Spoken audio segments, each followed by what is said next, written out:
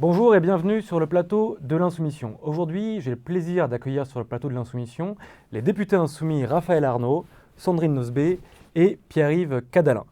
Nous faisons cette émission pour parler de votre proposition de loi visant à la gratuité des parkings des établissements de santé. Elle vise à mettre un terme à un racket organisé et à une double peine, celle d'un prix imposé aux patients, en plus de la souffrance liée à une hospitalisation qu'ils n'ont pas choisie. Cette proposition, elle part aussi d'un constat alarmant. Il reste aujourd'hui en France seulement un quart des parkings d'hôpitaux qui soient gratuits. Et donc, en conséquence, cette proposition, sur le terrain, les équipes de l'Insoumission le voient, elle recueille un fort soutien populaire, également un soutien de collectifs d'usagers, de patients, de syndicats. Et ma première question est pour toi, Raphaël. Est-ce que tu peux nous expliquer quel a été l'élément déclencheur de cette proposition que vous avez déposée à 3 et qui par ailleurs sera défendue dans le cadre de la niche parlementaire insoumise? Pourquoi et comment se sont mis en place ces parkings payants? Déjà, merci pour l'invitation. Ça fait plaisir quand même. On n'est pas peu fiers en vrai de cette proposition de loi. Bon, déjà, quel était l'élément déclencheur? Je pense qu'on est tout un tas de personnes à avoir été confrontées, en fait, tout simplement, à cette réalité. Moi, ça a été mon cas. On nous pose souvent la question de comment est-ce qu'on s'est politisé. Moi, je parle évidemment très régulièrement de l'extrême droite. C'est aussi une des raisons de ma politisation. Il y avait quelqu'un dans ma famille qui avait un handicap. Enfin, qui a toujours un handicap d'ailleurs, et on multipliait quand j'étais petit avec ma maman les déplacements dans les hôpitaux, les rendez-vous médicaux, etc. Et en fait, du jour au lendemain, on a vu petit à petit ces barrières s'installer, ces parkings payants qui jusqu'ici étaient gratuits, qui venaient en plus de ça s'accumuler à toute la lourdeur que ça pouvait être, évidemment d'un point de vue économique, mais aussi même, j'ai envie de dire un peu... on arrive dans un établissement de santé, c'est jamais facile, etc. Et la première chose qu'on voit, encore une fois, c'est une barrière qui nous impose de payer. Donc c'est toutes ces choses-là qui ont fait que ça nous était insupportable. Ma maman râlait très régulièrement. Et puis voilà, un élément déclencheur, moi sur ma circonscription, mais j'imagine c'est le cas partout en réalité, partout où on a des retours de cette façon. À Avignon, nous, il y a un homme qui a payé, je crois, plus de 200 € pour être au chevet de sa femme qui était mourante. C'est parmi les choses les plus absurdes. Mais là, c'est pour les cas les plus extrêmes. Mais j'ai envie de dire, même pour les cas, on va dire, de bonheur, parce qu'on parle souvent du malheur. Par exemple, s'il y avait une naissance autour de nous, on a envie de rendre visite aussi à nos proches. Voilà, de passer aussi un bon moment. C'est pas l'hôpital, c'est pas que du malheur, c'est notre rapport en fait en réalité à la santé, au service public de façon générale qui est touché. Donc évidemment qu'on se bat contre cette privatisation. Bon, cette privatisation, elle s'est faite en réalité assez récemment. Je dirais c'est un processus de 10-15 ans et ces 5 dernières années, par contre, il y a eu une accélération, y compris l'hôpital d'Avignon pour ce qui concerne ma circonscription. Mais il y a eu une accélération ces 5 dernières années et effectivement, il y a eu une volonté de dire, ça veut dire que ces directions d'hôpital et les personnes qui étaient à l'œuvre, en tout cas de ces privatisations, ont accepté le fait que manifestement il y avait des problèmes de budget à l'hôpital. Nous, c'est ce qu'on en a compris, puisqu'il y avait l'idée de dire qu'il fallait effectivement une régie privée, une privatisation de ces parkings, parce que l'hôpital n'était plus en capacité de gérer ces parkings. Donc ça relève quand même beaucoup de problématiques. Et effectivement, on avait une accélération, et avec une opacité, on y reviendra peut-être, mais extrêmement floue, sur en réalité qui touche les bénéfices de cette privatisation, quel pourcentage, etc. En tout cas, nous, pour ce qui est d'Avignon, il y a un refus de donner. D'ailleurs, il y a eu un journaliste qui est venu demander à Indigo, qui est la boîte privée qui gère le parking, alors donnez-nous un peu des chiffres, etc. Ils ont dit « Oula, ça c'est pas notre compétence, voyez l'hôpital ». Donc voilà, il y a une véritable volonté d'opacité sur tout ça. Et Sandrine, Pierre-Yves, vous avez aussi les mêmes cas sur vos circonscriptions? Alors moi, sur ma circonscription, exactement non. C'est surtout au CHU de Grenoble où le parking est payant. Sur ma circonscription, à l'hôpital de Voiron, le parking n'est pas payant. Mais effectivement, à Grenoble, les tarifs sont aussi excessifs et donc c'est aussi payant. C'est-à-dire que les patients qui se rendent à l'hôpital pour se faire soigner, la première chose qu'ils font, c'est qu'ils payent. Les proches qui viennent leur rendre visite, la première chose qu'ils font, c'est qu'ils payent.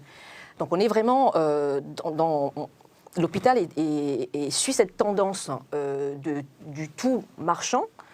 Et ça, c'est très choquant. J'ai vu il n'y a pas très longtemps, enfin j'ai lu dans le journal La Dépêche un article c'était un témoignage d'un père qui s'est rendu à l'hôpital régulièrement au chevet de son gamin, qui a une maladie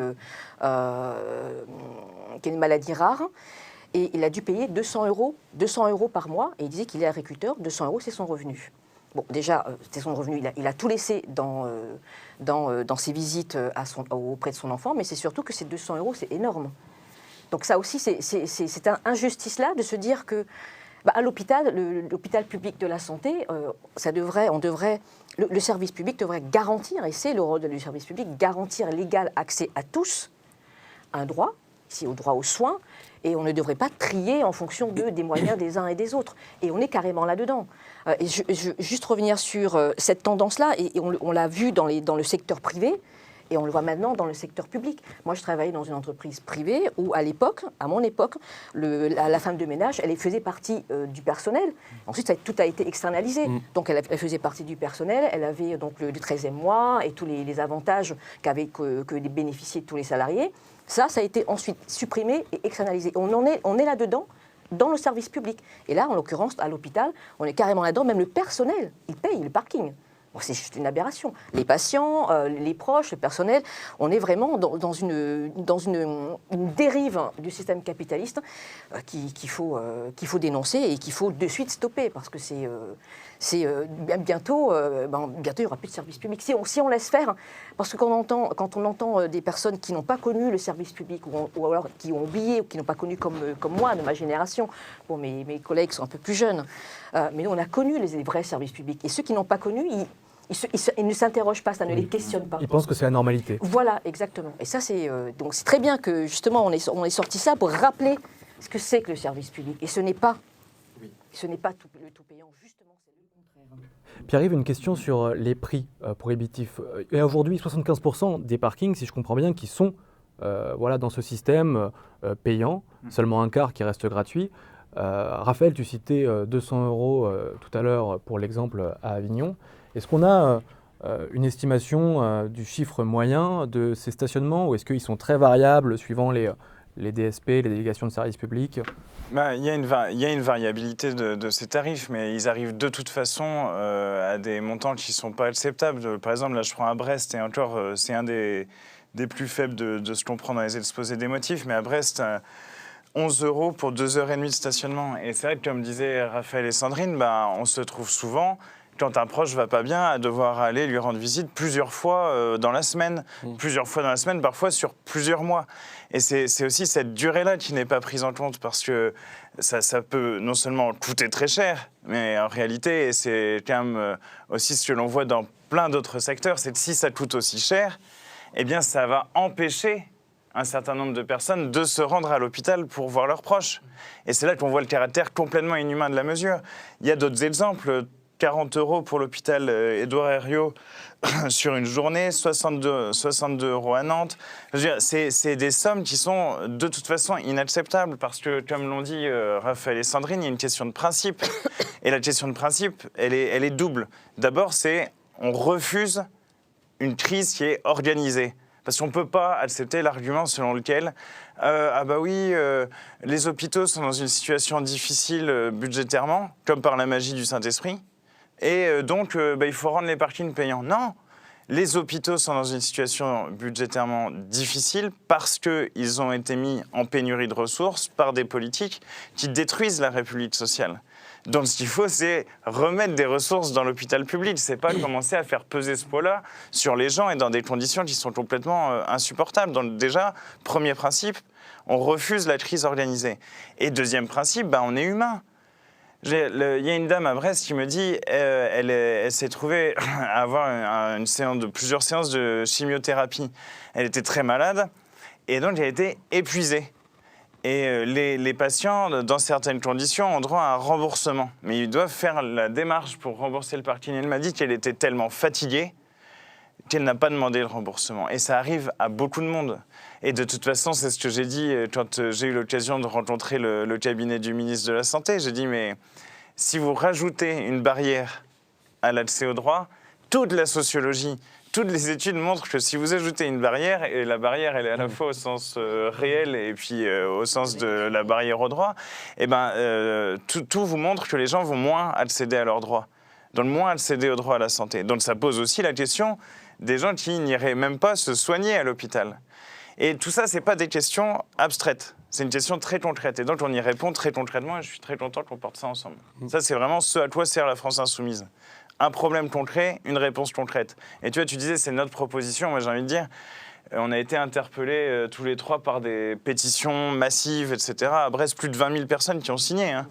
Genre papier. Et vous êtes en lien avec c'est une les proposition. personnes qui initient ces pétitions? Ah bah absolument. Tout à fait. Ouais, mais donc c'est une proposition populaire. C'est pas, elle est insoumise là, Exactement. mais c'est une proposition avant tout populaire. Très bien. Je reviens sur l'égalité d'accès aux droits, aux soins. En toute logique, cette égalité, cet accès aux soins, il doit être garanti. Et il est garanti par des dispositions constitutionnelles. Mais aujourd'hui, ce n'est pas le cas. Vous l'avez cité tous les 3. Est-ce qu'il y a un caractère d'illégalité finalement de ces stationnements payants? Et comment s'organise-t-il concrètement? Parce que vous avez parlé d'opacité. Mais comment vous illustrez cette opacité? Comment s'organisent ces contrats entre les gestionnaires comme Indigo et les hôpitaux? Alors déjà, je pense qu'on ne peut pas dire que c'est illégal, quoi qu'il en soit, c'est injuste. Moi, ce que j'ai, pour revenir sur ce que disait tout à l'heure Raphaël, moi je me souviens, ça commence en 2014, le fait de rendre les parkings payants. Et j'étais à l'époque à Agen, et je me suis retrouvée devant l'hôpital, et j'ai découvert qu'il y avait des barrières, que le parking était payant. Donc en fait, ça s'est fait à bas bruit au début, et on se rend compte qu'en fait, ça s'est multiplié, ça s'est répandu très rapidement, développé très rapidement, sans que vraiment les patients en soient vraiment informés. En fait, on arrive à l'hôpital et devant le fait accompli. Après, les établissements publics de santé, étant confrontés à des baisses de budget, bon, ben voilà, en tout cas, c'est ce qu'on explique, hein, c'est la manière dont on l'explique. Après, bon, peut-être qu'on peut aussi le comprendre. Quoique, donc, pour pouvoir compenser ces baisses de budget, il fallait trouver d'autres ressources. Et donc, ces ressources-là, c'était évidemment, donc ça a été, ou alors ces parkings sont gérés en régie directe, donc directement par l'hôpital, ou alors c'est externalisé et confié à les opérateurs privés. Après, comment ça se passe? Il y a des contrats de concession, il y a une durée, une certaine durée, sur 20 ans, etc. Puis après, il y a certainement dans ces contrats des conditions, ils doivent entretenir les parkings, etc. Et là-dedans, par exemple, on a des témoignages sur ces parkings-là qui sont payants. On a des témoignages qu'on a recueillis sur les réseaux sociaux. Et ben, il y a des patients qui, non seulement, ils trouvent ça choquant, on parle de vol organisé, tout à l'heure tu parlais de raquettes organisées, il y en a qui parlent de vol organisé. Et ben, non seulement ils payent, mais en plus ils disent les parkings, ils sont pas entretenus. Il y a c'est pas entretenu, c'est sale, donc du coup il se pose la question doublement. Ok, je paye, bon, encore si j'ai les moyens, mais où va cet argent? Parce que finalement, visiblement, on le voit pas concrètement à quoi ça sert. Donc il y a toute cette injustice là qui fait que c'est bien de voir que justement que ce soit la population qui s'en soit saisie. Parce que moi, en tant que citoyenne, je m'en suis rendu compte, mais c'est vrai que c'est le fait que les citoyens se forment en collectif que ça bouge, que ça fait bouger les choses. Et si ça fait bouger les choses, parce que justement, certains ont pris cette décision de faire, d'alerter, donc via une pétition, et puis il y en a, voilà, après ça a fédéré pas mal de citoyens pour justement, ce sont des témoignages qui viennent s'accumuler, puis et ensuite de ces témoignages, on dénonce une injustice. Après, effectivement, ta question c'était comment est-ce que ces contrats se font? À mon avis, c'est opaque. En tout cas, c'est le patient, le citoyen lambda, il ne sait pas comment est-ce que c'est ficelé, quoi. Oui, le fait qu'on ne sache pas nous-mêmes finalement avec précision montre qu'il y a un déficit d'information dans la conclusion de ces contrats. Surtout que ça a été demandé. En tout cas, pour ce qui est de l'hôpital d'Avignon, les syndicats, avec des collectifs citoyens, comme ça a été rappelé à plusieurs reprises, donc c'est bien sous pression populaire. Il y a eu des demandes justement pour avoir les chiffres, pour avoir... en quoi consistent ces contrats, comment est-ce qu'ils s'étaient faits, combien touche l'hôpital, combien touche la société privée, etc. Enfin, vraiment, il y avait des demandes. En fait, il y a un refus systématique. Il y a un refus systématique. Je donnais l'exemple tout à l'heure. Donc vraiment, il y a une volonté de rendre opaque. Donc je pense qu'il y a des petits arrangements, je ne sais pas à quel niveau, comment, pourquoi, mais c'est certain. Et moi, on m'a interrogé par exemple sur la direction des hôpitaux, dans différents médias, etc. À chaque fois, on me posait la question, oui, mais les directions d'hôpital, vous comprenez, c'est compliqué, etc. Déjà, comme l'a dit Sandrine, du jour au lendemain, on a vu des barrières venir sur les parkings sans en plus je sais pas, moi, ils auraient fait des fontaines gigantesques sur ces parkings. Peut-être que, je dis pas que c'est ce qu'il aurait fallu faire, mais peut-être qu'on aurait pu justifier, par exemple, le prix. Mais ça n'a même pas été le cas. En fait, c'est juste des parkings que nous, on a payés. Déjà aussi, j'aimerais qu'on rétablisse ça. La gratuité, oui, elle a quand même un coût, et c'est l'effort collectif. Et c'est ce qu'on souhaite comme société à tous les étages, mais y compris sur ces parkings payants. Ce qui est d'autant plus insupportable, c'est que c'est nous qui les avons faits, en réalité, grâce à l'effort collectif. C'est nous qui avons payé ces infrastructures, c'est nous qui les avons mis en place. Et je disais dans une vidéo, ces parkings, ils existaient avant la privatisation, ils existeront après la privatisation. Donc ça, c'est vrai que ça rajoute à l'insupportable et à l'irrationalité un peu de la situation. Et donc oui, il y a une volonté d'opacité parce qu'en réalité, il n'y a pas de justification. Si ce n'est effectivement le fait que les hôpitaux manquent de moyens, ça on l'avait bien compris. C'est pour ça qu'en parallèle de cette proposition de loi, on se bat aussi pour un autre budget. Ouais, tout à fait. C'est pour ça que c'est un continuum, évidemment. On se bat pour un autre budget, pour plus de moyens pour les hôpitaux. Et que lorsqu'on me pose la question des directions d'hôpital, je suis persuadé que dans ces directions d'hôpital, il y en a qui sont dans des situations extrêmement compliquées, etc. Mais quand même, je pense qu'aussi, il y a un manque de combativité de la part de beaucoup de directeurs ou de directrices d'hôpitaux qui décident non pas de se ranger derrière les syndicats, les collectifs citoyens qui se battent pour un accès à la santé et pour une santé plus juste, mais qui très rapidement tombent ou alors même tendent les bras au privé sans aucune combativité ou très peu. Et ça, c'est une problématique aussi. Qui acceptent, oui.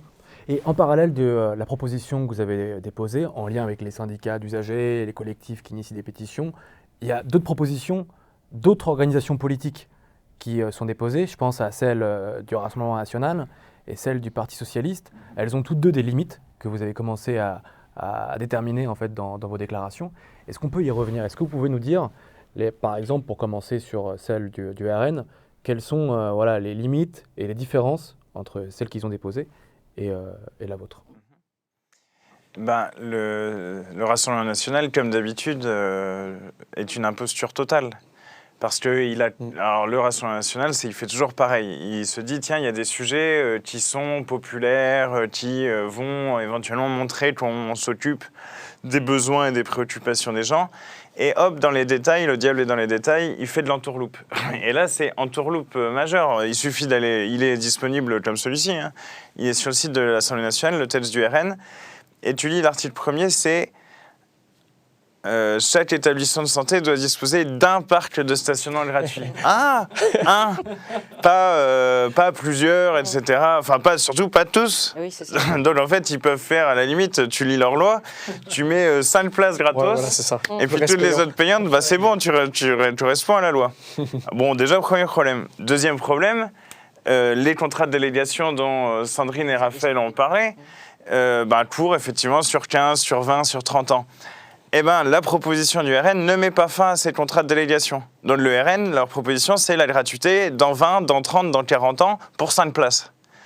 En gros, c'est ça. Donc, c'est une farce. C'est une farce, comme ce parti est une farce quand il s'agit des besoins sociaux.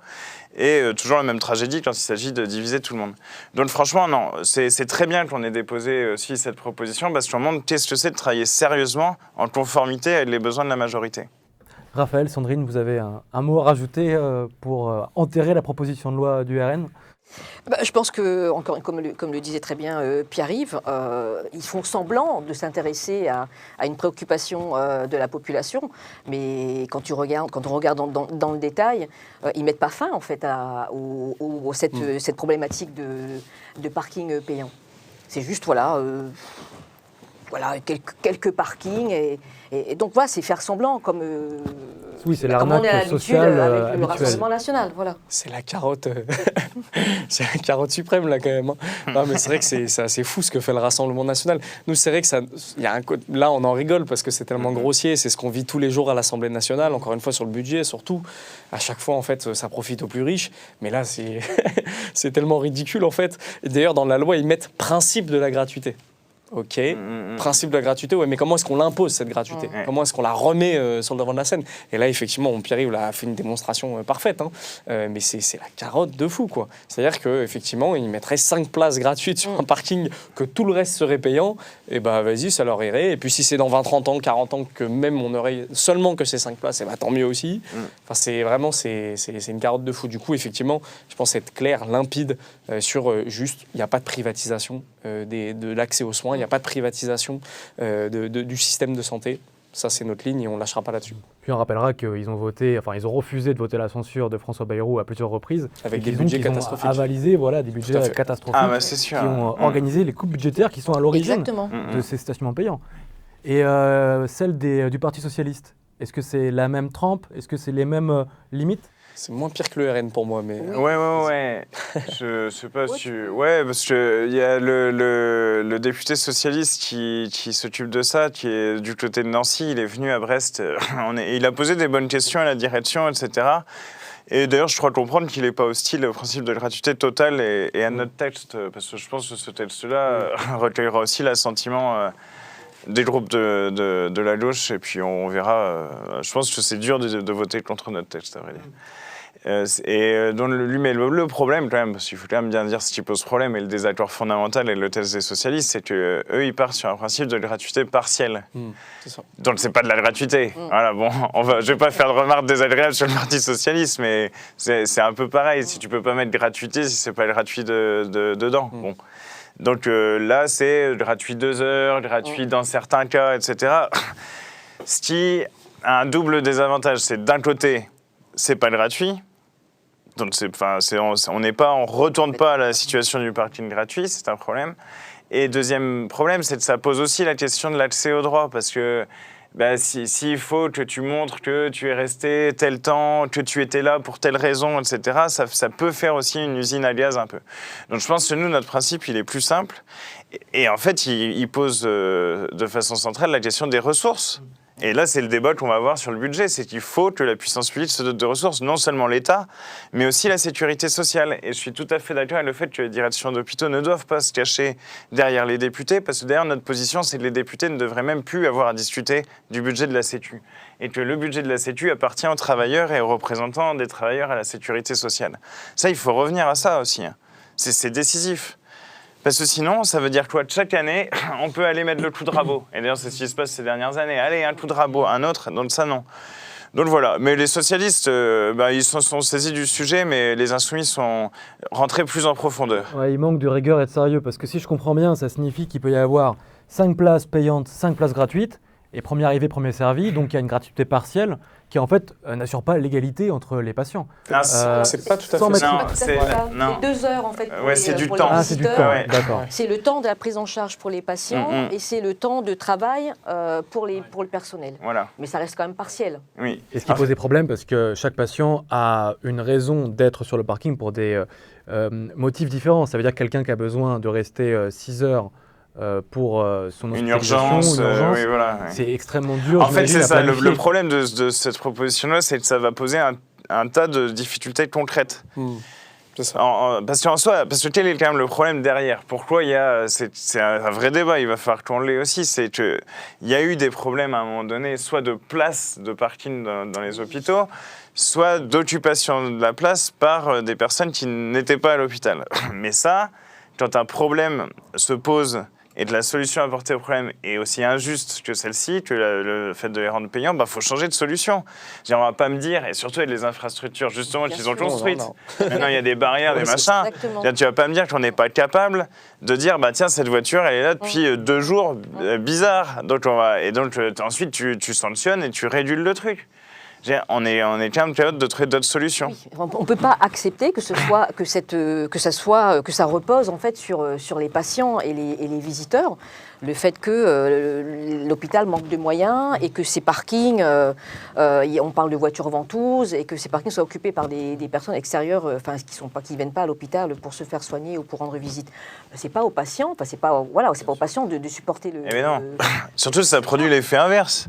Parce que maintenant, c'est des gens qui vont se garer en dehors du parking. Oui, je ne sais pas si vous, c'est pareil chez nous, chez c'est le vous. bordel de... Exactement. Ah ouais, Alors moi, j'ai un exemple là-dessus, notamment c'est à l'île de la Réunion, c'est l'hôpital nord de l'île de la Réunion, où il y a, les parkings sont gérés par Sodipark, par Opipark, donc une filiale de Sodipark, je crois que ça s'appelle, donc c'est Opipark. Cette filiale risque la faillite. Pourquoi? Parce que les patients, les gens, quand ils vont à l'hôpital, ils refusent de payer, donc ils se garent à l'extérieur. Et la Cour des comptes a déclaré que ce sera à l'hôpital de payer les pots cassés. Non mais on dit que c'est complètement absurde. Complètement absurde. Donc on est dans une situation où, alors finalement, ils ont vraiment le beurre et l'argent du beurre. Comme disait tout à l'heure Raphaël, ils ont les parkings qui étaient construits donc, avec l'argent public.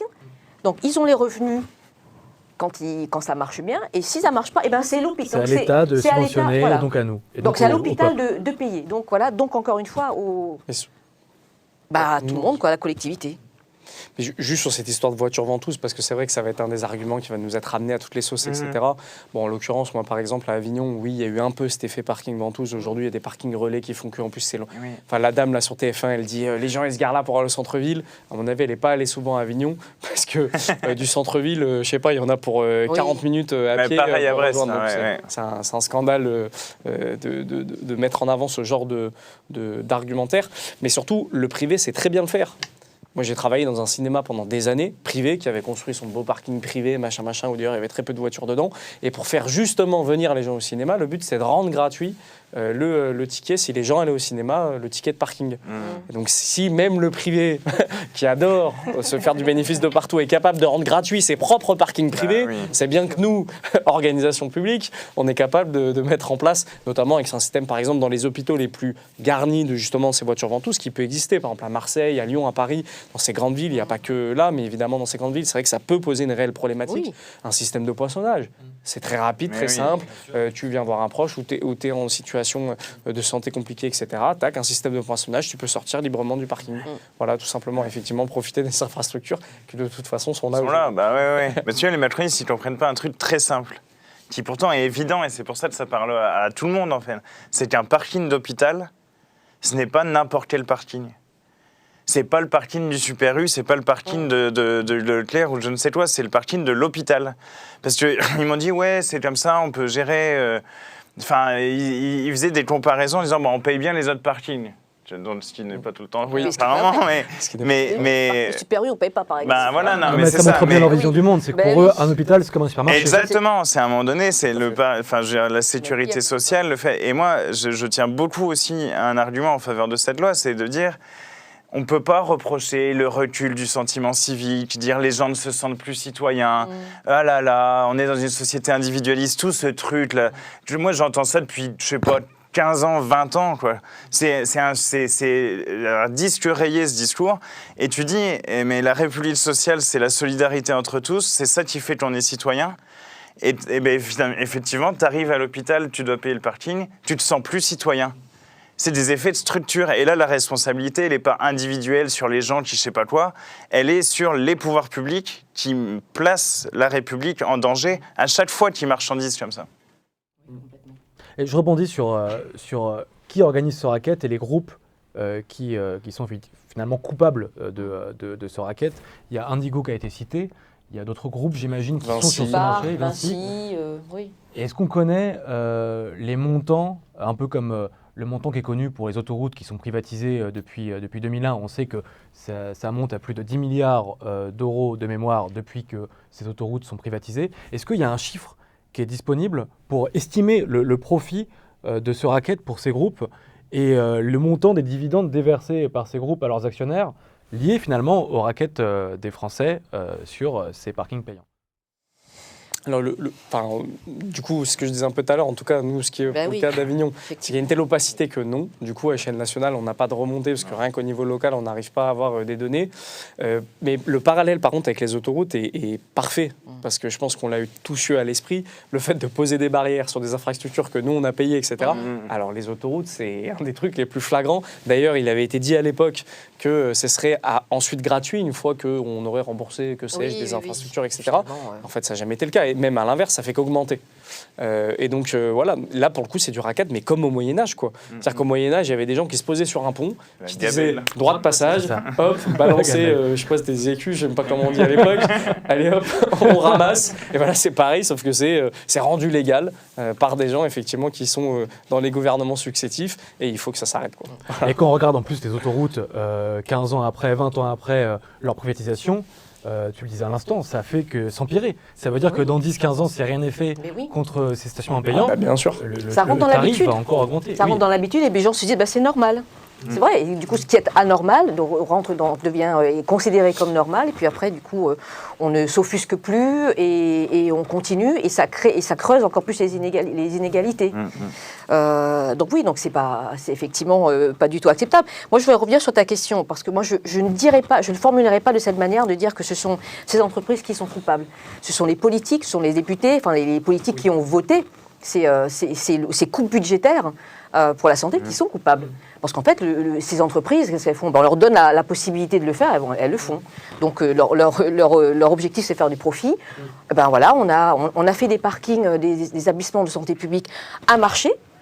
Et ben ils s'engouffrent dedans et puis voilà, donc ils font de l'argent. Mais les coupables, ce sont les politiques macronistes. Mais oui, tout à fait, les politiques macronistes. Ce serait pas possible.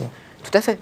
Et je reviens sur les opposants à cette mesure qui, pour n'importe quelle personne, paraît logique, justifiée, normale, urgente même.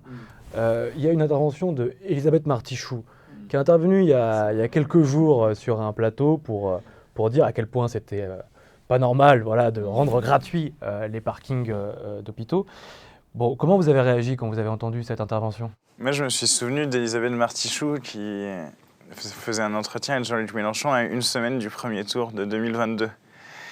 Et c'était incroyable parce que c'était vraiment la bourgeoisie qui se défend. Ouais.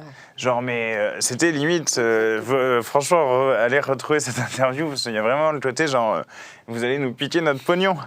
C'était, et là, mine de rien, quelle est la question qui est posée au bout de la chaîne par notre proposition ? C'est la question de comment on finance le système de sécurité sociale. Parce que quand Sandrine dit, effectivement, ça pose un problème parce que ça va se normaliser. Mais qu'est-ce qui se passe quand on normalise un service public dégradé ? Mais les gens se disent, je cotise, je paye l'impôt, et ensuite, j'ai pas le service. donc ensuite, c'est pas normal. Et là arrive justement le Rassemblement national et d'autres pour dire c'est la faute du voisin, c'est la faute du type à côté, etc. Donc ça va pas du tout. Je veux dire, c'est quand on dit que c'est même la cohésion du pays qui est en jeu avec ce genre de choses, c'est vrai. Tu vois, là, les petits finalement technocrates qui nous gouvernent, ils sont là, non, c'est qu'un tableau Excel et puis notre modèle juridique, il est bon. Non, parce que profondément, dans les profondeurs de la société, vous fichez le pays en l'air. Et donc, alors Elisabeth Martichoux, elle défend ça, quoi. De toute façon, comme elle a passé probablement sa carrière à défendre ce genre de politique. Elle défend sa classe bourgeoise. Ouais. Mais surtout, à en revenir quand même un peu à la base, c'est que si ça affole pas, par exemple, le Rassemblement national, qui manifestement ne veut surtout pas rendre gratuits les parkings d'hôpitaux, on le voit bien avec leur proposition de loi, si ça n'affole pas les macronistes, etc., et que, à l'inverse, ça gronde dans la population, parce qu'en fait, juste ces gens-là, quand ils arrivent devant un hôpital et qu'on leur demande de sortir la carte bancaire, ils s'en fichent. En fait, ils ne sont pas dans des situations de précarité. Bien sûr. C'est ce qui est défini en tant que bourgeois, c'est ce qui est défini Elisabeth Martichoux, c'est ça, voilà, qui prend en plus un peu son air, tout ça. De leçons, c'est la... En fait, parce qu'ils s'en fichent fondamentalement. Eux s'en fichent d'arriver devant un hôpital, même limite, ça leur fait plaisir d'avoir des barrières partout, ils ont l'impression d'être plus en sécurité sur un hôpital de parking, enfin sur un parking. Parce qu'ils ne sont pas concernés, en fait. Ouais, ils ne sont pas concernés, voilà. Donc en fait, j'ai envie de dire, on les calcule pas, on les laisse à leurs affaires et nous, on s'occupe des nôtres, et voilà. Oui, et puis surtout... personne ne sera convaincu par le discours de Martichoux à la télévision, parce que chacun est concerné finalement par la proposition qu'elle a la vôtre. Chacun s'y retrouve en fait. On a reçu énormément de soutien d'ailleurs. Oui, bien au-delà des frontières de l'EFI, même au-delà des frontières du NFP. Il y a tout un tas de gens qui par ailleurs peuvent tenir des fois des discours et des propositions qui ne sont pas du tout en accord avec les nôtres, qui là, c'est tellement d'une bêtise humaine la plus crasse, une des dérives les plus visibles, on va dire, du capitalisme, que même des gens qui pourraient se dire de droite, etc. C'est vrai qu'on a reçu quand même beaucoup de soutien, en tout cas sur cette proposition de loi. Je ne suis pas en train de dire qu'ils sont devenus adhérents à la France Insoumise. Ça sera très certainement dans un second temps. On aura fait passer tout un tas de ce genre de mesures et qu'ils se rendront compte que la vie va quand même vachement mieux. Mais et là, vous en recevez tous les jours, j'imagine, par vos boîtes mail professionnelles, par les réseaux sociaux, tout à fait, des témoignages. À la fois, des témoignages, ça fait longtemps en fait. Des témoignages, c'est d'avant notre proposition. Et puis là, des mots de soutien, mais même dans la rue. Il y a des personnes. L'autre jour, il y avait une fête, ça fait au printemps dernier, mais une fête à Brest. Et j'avais dit déjà qu'on allait s'engager sur cette question. Et puis il y a quelqu'un qui vraiment, tu vois, n'avait pas envie de me parler de politique ou quoi, mais me dit franchement, là, beau combat. Et quand les gens ils viennent comme ça, ça concerne tout le monde et on se dit on fait notre rôle de député. C'est vraiment quelque chose de très concret. Vraiment quelque chose de très concret, ça touche vraiment les gens, tous les gens, et c'est vraiment une mesure concrète. Donc moi je trouve que c'est aussi une des raisons pour lesquelles je suis fière d'être députée et je me suis engagée en politique, c'est d'être utile, c'est vraiment d'améliorer la vie des gens au quotidien, et ça c'est une proposition de loi qui permet justement d'améliorer la vie des gens. Et c'est une marque de fabrique de la France Insoumise quand on voit que l'AFI finalement a été la seule organisation qui par exemple a refusé la réforme du marché européen de l'électricité pour refuser la hausse des factures, contrairement au Parti socialiste et au Rassemblement national. Même chose pour tous les sujets sociaux finalement qui sont défendus avec rigueur par les députés insoumis à l'inverse des autres organisations politiques. On approche de la fin de l'émission, j'ai encore quelques questions, dont l'une sur les échéances des élections municipales qui approchent. Est-ce qu'une municipalité a des moyens d'agir contre ces parkings et est-ce qu'un dispositif est prévu à l'échelle de la France Insoumise pour essayer de populariser la proposition de la gratuité des parkings d'hôpitaux à l'échelle des campagnes municipales, pour en faire un sujet politique, pour populariser finalement cette belle idée? Déjà, nous, on espère faire passer la loi avant. Avant les élections municipales, ce serait l'idéal. Et si jamais ça ne l'était pas, effectivement, continuer la mobilisation populaire. Bon, déjà, moi, de ce que j'ai compris, c'est que les maires, quand même, ont un accès direct dans la gestion des hôpitaux publics, c'est-à-dire son conseil d'administration, de conseil de surveillance, des hôpitaux. Donc, du coup, de fait, il y a quand même un rôle actif. Et puis, nous, on est pour des municipalités militantes. C'est-à-dire des municipalités qui s'engagent. Voilà. Lorsqu'il y a des collectifs citoyens qui sont mobilisés, par exemple, contre la privatisation des parkings, qui sont mobilisés contre toutes ces mesures affreuses, etc., peu importe la thématique par ailleurs, que la municipalité s'engage publiquement, aille soutenir les personnes en lutte, etc., au-delà même de sa capacité gestionnaire de la ville. Nous, on veut dépasser cette capacité gestionnaire de la ville. On veut aller au-delà. On veut en faire des villes militantes, des villes engagées, qui viennent apporter soutien aux mobilisations, comme nous, on fait en tant que députés, en réalité. La même chose, mais à l'échelle d'une commune, avec encore plus potentiellement de leviers efficaces et rapides pour lutter contre tout un tas de choses. Mais voilà, comment j'imagine un peu la suite, même si je ne me présente pas au municipal. Mais ça, ce texte, il doit être saisi par les Insoumis. Dans le cadre de la campagne municipale, c'est important de dire qu'on a proposé ça. Et c'est vrai que, je prends l'exemple de Brest. Le maire de Brest, il préside le conseil de surveillance de l'hôpital, du CHU. Il n'a jamais pris position contre les parkings payants. Il est membre du Parti socialiste. C'est un problème. C'est pour ça que, honnêtement, moi, même si on n'est pas d'accord sur le fond de la proposition du Parti socialiste, le travail du député socialiste, qui y compris est venu à Brest, malgré cette situation locale, il est à saluer. Parce que lui, au moins, il a vu qu'il y avait un problème. Et moi, je vois certaines critiques venant du Parti socialiste, notamment à Brest. Certains disent voilà, les députés qui veulent faire du buzz. Mais oui, si c'est un problème quand on est député de s'emparer d'un sujet populaire pour justement faire avancer la loi, alors c'est vrai qu'on n'a pas du tout la même conception de ce qu'est un mandat. C'est notre rôle de se mettre comme ça au service. C'est le rôle des parlementaires, oui. D'effectuer ce travail. On se met au service et puis on a envie que ça soit su, pour que ça soit débattu et pour que la démocratie vive. On ne va pas mettre tout sous le tapis, c'est ce que tu disais, Sandrine. C'est vrai que dans la population générale, on a tous découvert des parkings qui devenaient payants et ça a scandalisé tout le monde. Dans des cliniques, même c'est gratuit. Ça va pas. Après, c'est à chaque fois l'argument des macronistes, dès que les parlementaires insoumis mettent le nez là où il ne faut pas, ils déploient le même argumentaire, soit le buzz, soit autre chose. C'était le cas par exemple pour l'affaire Betaram. Le parlementaire insoumis Paul Vanny a fait son travail, il a enquêté, ça les a dérangés et ils ont sorti un argumentaire soi-disant d'un buzz, d'une opération de déstabilisation. Alors pour l'instant, c'est le travail pourtant des parlementaires. Ça me rappelle juste petite anecdote, un truc. Ça me rappelle, justement, je parlais des moyens de l'hôpital public dans le dernier PLFSS, dont il y a le budget de la Sécu, qu'on discute. Et là, tu as un député du Finistère. Tu sais, moi je disais il faut des moyens pour l'hôpital, etc. Et puis lui, il hurle, il fait sa pastille vidéo. Genre, t'es là, désolé, on se parle là, mais on parle aussi au pays, c'est normal, quoi. Voilà, c'était pour rire. Moi je dirais que la différence aussi entre notre proposition de loi et celle du Parti socialiste et du Rassemblement national, c'est que nous on est vraiment en rupture avec cette politique, en fait, qui tend à tout privatiser. Quand on lit cette pancarte qui revient souvent, ce slogan qui revient souvent dans les manifestations, qui disent « quand tout sera privé, on sera privé du tout », on est là-dedans et on glisse en fait vers cette dérive-là. Et alors que les autres, la proposition de loi, très clairement, elle l'accompagne. Parce qu'ils ne sont pas contre la délégation de services publics, ils sont pas contre, enfin, ils n'interdisent pas, ils sont pour une gratuité partielle, parce qu'en fait, quelque part, ça ne les dérange pas tant qu'il y ait cette marchandisation de notre système de santé. Donc nous, on est carrément en rupture avec cette politique, parce que ça va contre notre République sociale, ça va contre l'intérêt même général. Donc c'est ce qui fait la différence entre la France insoumise et eux. Et d'où le fait aussi que LFI a déposé une motion de censure contre Sébastien Lecornu. Et on sait qu'à l'heure où nous parlons, le RN et le PS peut-être sauveront une énième fois Sébastien Lecornu et vont donc valider un budget et ses coupes qui vont entériner les parkings payants, comme bien d'autres méfaits. C'est pour ça qu'ils doivent hésiter. On approche vers de la fin de l'émission. J'ai encore une dernière question concernant un autre exemple de destruction méthodique de l'hôpital, c'est les appels aux dons, les appels à l'aide de certains hôpitaux. L'hôpital d'Évreux, il y a quelques jours, a annoncé un appel à l'aide des habitants pour ouvrir 22 lits d'hôpital.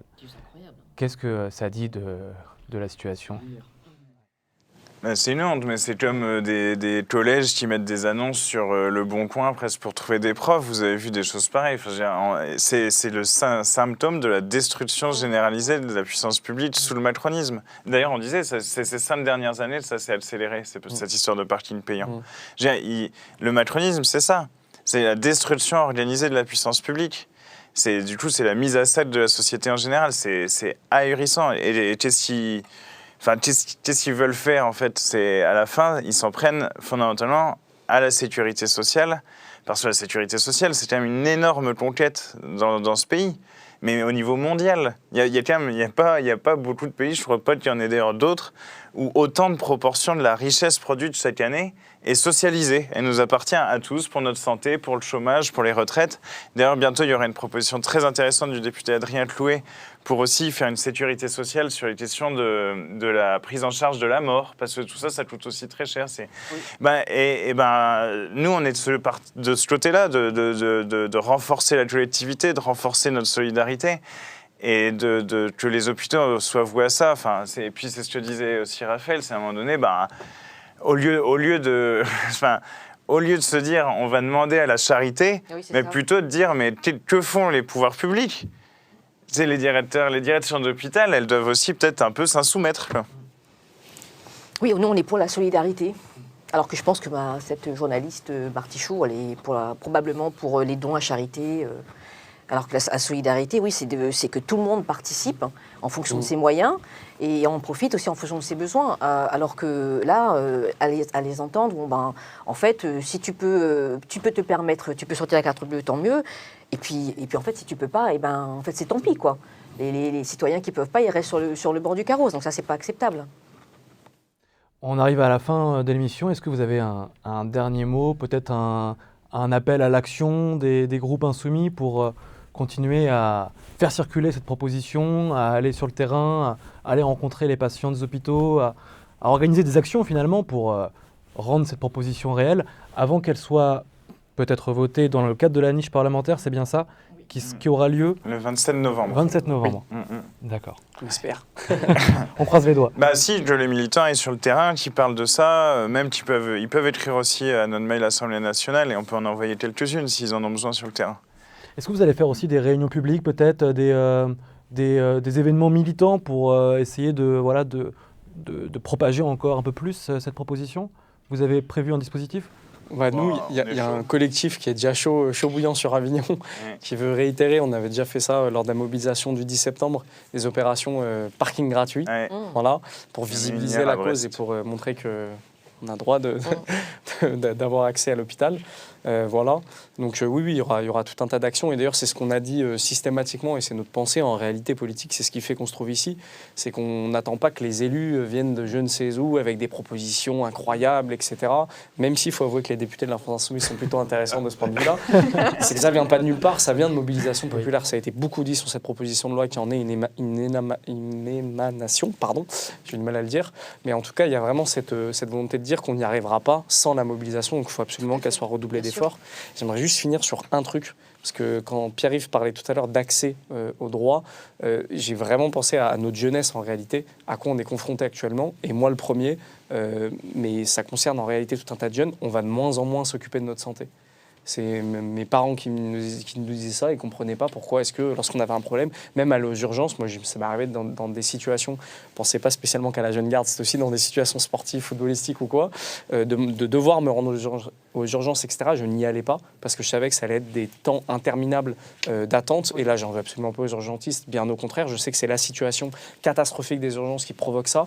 On ne sait pas quand on arrive du coup si on va payer l'hôpital, on ne sait pas combien ça va nous coûter parce qu'on répète sans cesse la santé est gratuite et gratuite. Elle était gratuite. Elle est de moins en moins gratuite. On paye de plus en plus. Lorsqu'on vient pour une entorse, on paye, je ne sais pas, des choses pour mettre sur sa cheville, etc., etc. Je ne sais pas comment dire, mais il y a tout un tas de trucs qui font que de moins en moins de jeunes s'occupent de leur santé. Et ça, d'une part, c'est pas bon pour notre santé à nous, mais surtout, la problématique qu'on va avoir, c'est que ça coûte cher. Ça coûte cher, ça. Parce que pour un petit problème bémol, on va régulièrement se faire consulter, faire attention à notre santé, etc., etc., et bah, ça peut être catastrophique quelques années plus tard. Et j'ai d'ailleurs vu une proposition intéressante, j'ai vu ça sur les réseaux sociaux, là, des jeunes qui parlaient qu'il faudrait des congés pour aller voir des médecins, pour aller voir ces rendez-vous médicaux, etc. Parce que là, on a tous connu ça au travail, c'était de l'arrangement avec notre chef ou notre patron, etc. S'il vous plaît, là j'ai besoin de 2 heures pour aller voir, etc. Mais du coup, on est à la merci un peu du patron, on est sans cesse en train de quémander, il faudrait que ça soit un droit, qu'on puisse avoir accès, là aussi c'est un accès au droit, qu'on puisse avoir du temps déterminé pour ça, pour prendre soin de notre santé, etc. Voilà. Très bien, ce sera le mot de la fin. Un grand merci à vous trois pour cette émission. Merci. Abonnez-vous aux réseaux sociaux de à l'Insoumission, le site, Twitter, Instagram, TikTok et bien sûr notre chaîne YouTube où sera visible cette émission.